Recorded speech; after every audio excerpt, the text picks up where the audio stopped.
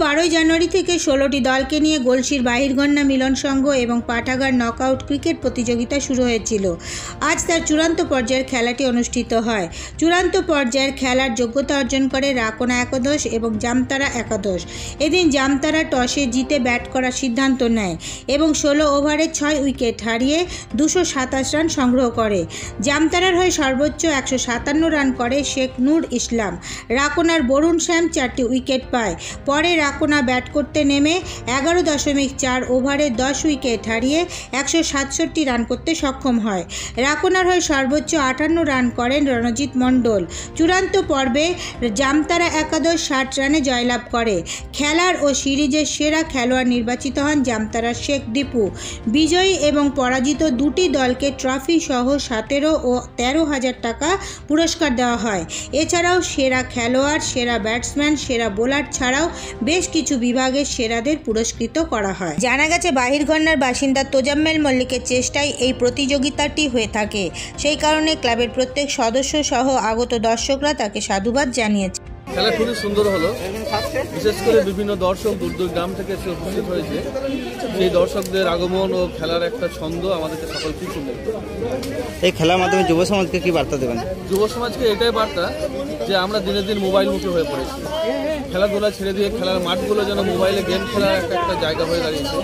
সেই জায়গায় বাহিরগন্না মিলন সংঘ ও পাঠাগারের এই প্রচেষ্টাকে অবশ্যই সাধুবাদ জানাই।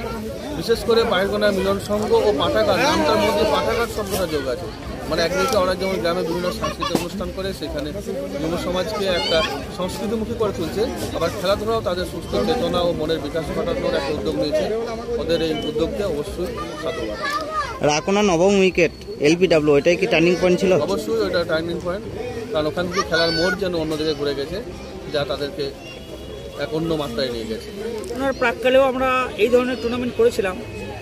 এখন তো চতুর্দিকে মোবাইলময় জীবন, ছেলেরা মাঠে আসতে চায় না, মোবাইল নিয়ে বুঁদ হয়ে থাকে। তো আমরা সেই জায়গা থেকে রিকভারি করানোর জন্য যুব সমাজকে মাঠে নিয়ে আসার জন্য আমরা প্রথমে একটা টুর্নামেন্ট শুরু করেছিলাম।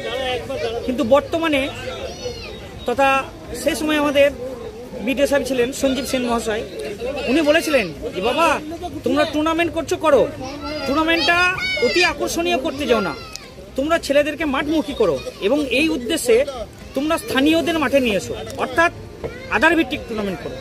সেখানে একটা গ্রামের ছেলেরা আসবে, হয়তো অনেক হায়ার খেলা দেখা যায়, বিভিন্ন জায়গা থেকে কেউ কাউকে চেনে না, পেশাদারদের মতো আসে, খেলে চলে যায়, কোনো আন্তরিকতাও থাকে না সেখানে।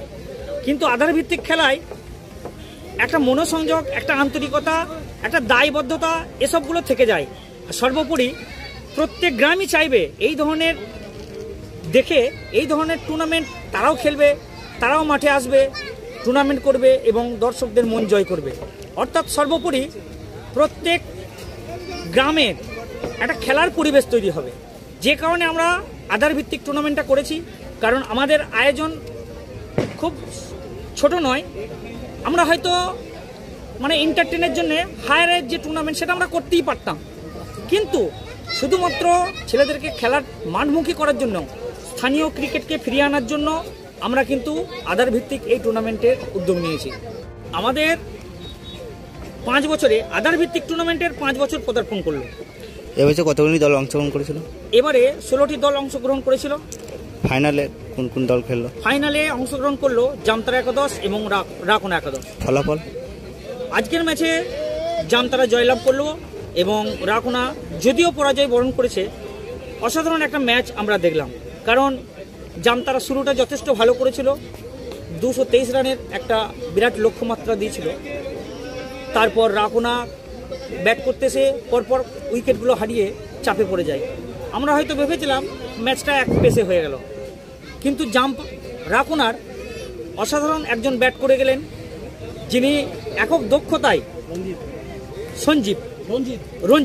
রঞ্জিত, যিনি একক দক্ষতায় 13 বলে অসাধারণ একটা 50 এবং সম্ভবত উনি LBW আউট হয়ে না ফিরে গেলে ম্যাচ হয়তো উনি আরও খানিকটা এগিয়ে নিয়ে যেতে পারতেন। যাই হোক, খেলায় হার জিত আছে, সর্বোপরি খুব ভালো ক্রিকেট, অসাধারণ জাজমেন্ট, 2 জন আম্পায়ার দক্ষতা এবং যোগ্যতার সঙ্গে আম্পায়ারিং করেছেন, তেনাদেরকে আমরা ধন্যবাদ জানাবো। গোটা টুর্নামেন্ট জুড়েই তিনারা ভালো ম্যাচ পরিচালনা করেছেন, দর্শকরা যথেষ্ট সহযোগিতা করেছেন।